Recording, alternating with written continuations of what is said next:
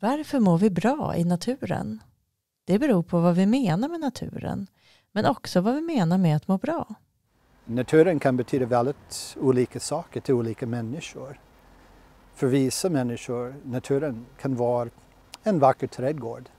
Som den som vi står i precis nu här vid Uppsala universitet, de kända Uppsala-Linnéanska trädgårdarna.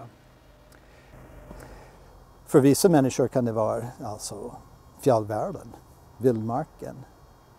Man ska ta sig långt ut från staden. Och just den där jämförelsen mellan staden och annat, om det är nu en trädgård inom staden eller vildmark långt utanför, den jämförelse som folk kan göra är väldigt viktigt i hur många vill definiera naturen. Naturen är någon slags motpol mot staden och särskilt stadslivet, det livet som man lever i staden. Så på sätt och vis finns en spänningsfält mellan stad och natur, eller vad vi anser ska vara natur. I naturen kan vi må bra på olika sätt. En del söker utmaningar och äventyr i fjällvärlden, medan andra hittar naturen runt hörnet, i en park eller en skog. Resultatet blir ofta att vi kopplar av från vardagens krav, fysiologiskt men också mentalt. Men sen kognitivt kan man förstå att folk lämnar bakom sig alltså krav på att fokusera, att planera, att tanka. Man kan bara strösa lite fritt. Man har inga högre krav på sig än att följa stigen om det är den här vardagliga skogen. Eller till exempel ute i vildmarken, man är så upptagen med annat. Att de bestyr som man måste hantera för att klara sig ute i vildmarken. Alltså det upptar ens tankar, ens fokus. Så det kanske man mentalt sett kan känna sig att man har kommit längre bort från vardagen. Naturen är en plats för utveckling, till exempel där barn kan utveckla olika förmågor. Men den är också viktig för befolkningens hälsa och välbefinnande över tid. I samarbete med Botaniska trädgården i Uppsala utforskas det här av forskare och studenter i psykologi. Ofta så är det botanister eller åtminstone zoologer som kommer till oss. Sällan är det andra vetenskaper. Så det var väldigt roligt för 12 år sedan när Terry ringde till mig och föreslog det här samarbetet.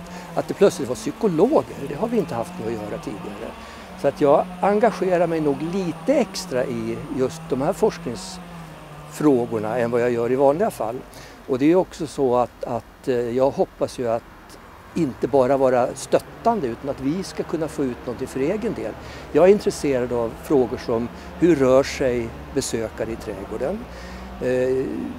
Jag är intresserad av frågor som handlar om trygga och otrygga platser. Det där är ju frågor som är otroligt på tapeten just nu i samhället överhuvudtaget. Det är sånt som jag hoppas att vi ska kunna svara på.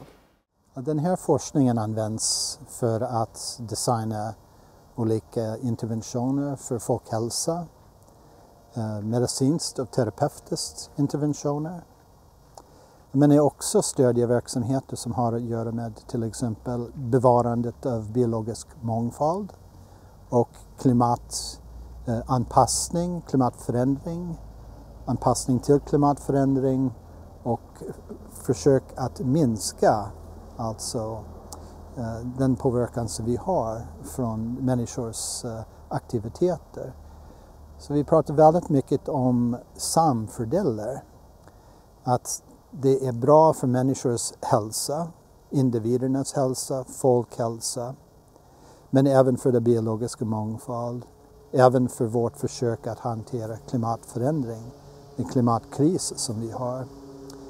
Så det är på väldigt olika sätt bra. Allt från så kallade green prescriptions till stora trädplanteringsprogram som man har i många städer runt om i världen.